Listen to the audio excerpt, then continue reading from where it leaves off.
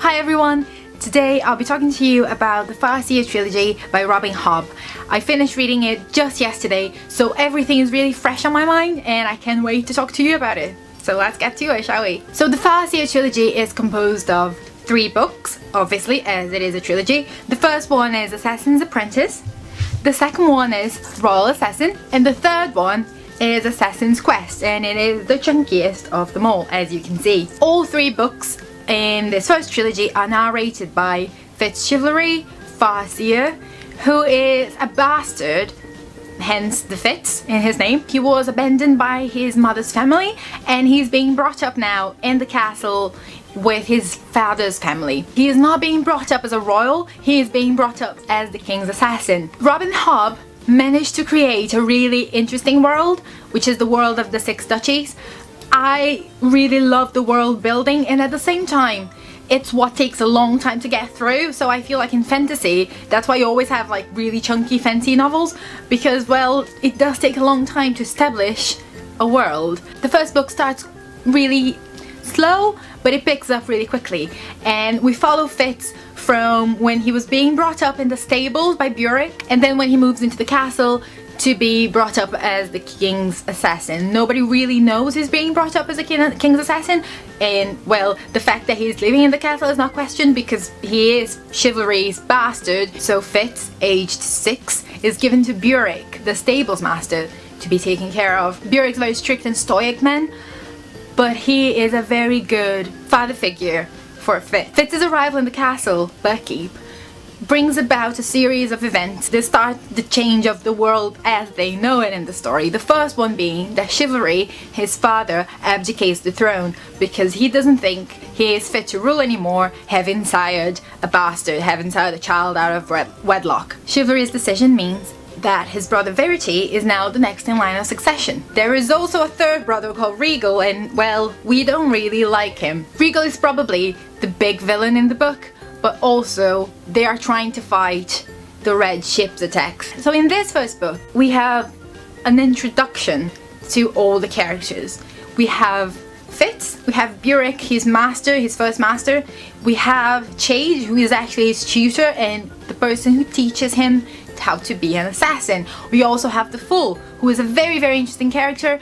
I will get to him later because he is my favorite character of the whole trilogy, and I'm really looking forward to reading more about him in the next books. So the first book, as I said, is very much a coming of age story for Fitz, at the same time that the beginnings of what will be the main plot in the next novels is being summed together in this one, with Regal's ambition for the throne, wanting to rebuke his brother, and the Outhighlanders' attacks, which bring destruction wherever they go, and fear. 2 of the most interesting things about the 6 duchies and the world Robin Hobb created are the skill and the wit, and Fitz has both of them. The wit enhances your awareness of any living creature around you, including humans, animals, whatever, and also gives you the ability to bond with one specific animal and be able to communicate with them as if you were one. The skill is the ability to control minds and talk to other people from anywhere. It's similar to the wit in a way, but it's mostly like between people and people with the skill most of the time. Verity, for example, uses the skill to try and stop the Red Ship attacks. The skill runs strongly in the Farseer line, so it's no surprise that Fitz possesses it. He also possesses the wit though, and the wit is seen as the bad thing, something to be destroyed.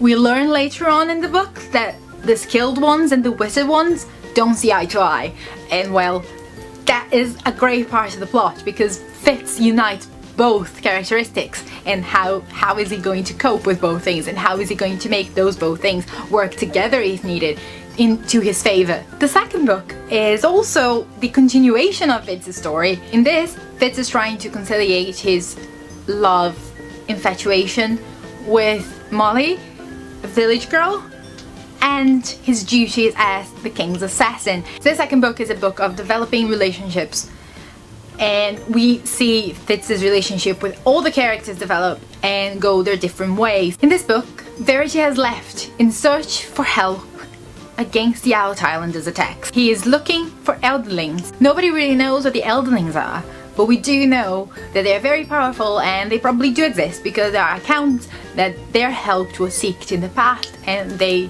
responded to it. So this is very much the second novel in the trilogy, because I feel a lot of it has happened in the first book and a lot of it happened in the third book. So this feels like it's a bit cloudy. It doesn't help that this book is 648 pages and I thought it needed a bit of editing, because to be honest, nothing needs to be that long. Like maybe Harry Potter, and it doesn't need to be that long, I just want it to be long. But this didn't need to be.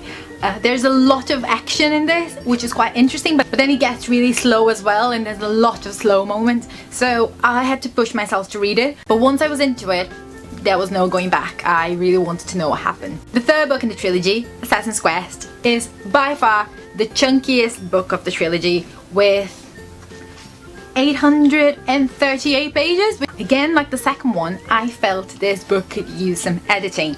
It is very long and nothing in the world needs to be as long as this. This book is the story of Fitz's search for verity, and it's basically what it is. 800 pages of that, or, you know, if I'm honest, 700 pages of that, and then, you know, stuff happens. The first half of this book was really slow. Not much happened apart from like in the very beginning where things actually happen, and then Fitz starts on his quest for verity, and that is really slow. It took me over a month to get through the first half of the book. The second half of the book, however, I just read like that. It was really good. And why is that? Well, I have a theory. The first half, Fitz is by himself, and honestly, Fitz, as he is the narrator, can be a bit annoying, and I'm actually more interested in the other characters. So there, that is the main reason for it. I wanted the other characters to be present in this, and well, in the second half he meets them again. The ending of this is great. I loved it. Bring on those dragons, because they were awesome. Fitz is a really interesting character, but he suffers from the same problem a lot of first-person narrators do, which is, well, he becomes a bit annoying in time. Because obviously you are reading this book through his perspective, through and through. It's like nearly 2,000 pages of Fitz's life through his eyes.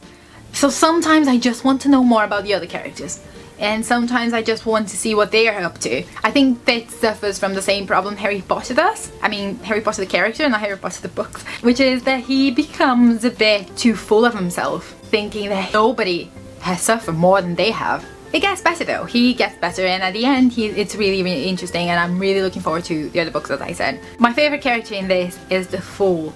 The Fool is really interesting. The Fool is described as being white, like really white, so I always think of him as an albino. I don't know if that's right, I don't know if that's what I was supposed to think, but that's definitely what I think about when I read descriptions of him. And the best thing about the Fool is that his sex, maybe his gender, both things are never really made clear. Hopefully there's more on it in the next books. But there aren't a lot of women in these books. It's mostly about men. It's mostly about Fitz's life, and he grows up amongst men. As he grows up, women are introduced to his life, which I really appreciate, because I'm sorry to say, if it offends anyone, I find it really dull to read a book with no women. Overall, I would recommend the Farseer Trilogy, because it is a really enjoyable reading experience, especially the character building and the world building, because I think Robin Hobb is a master in doing both things. I do think these books are too long, especially the second and third.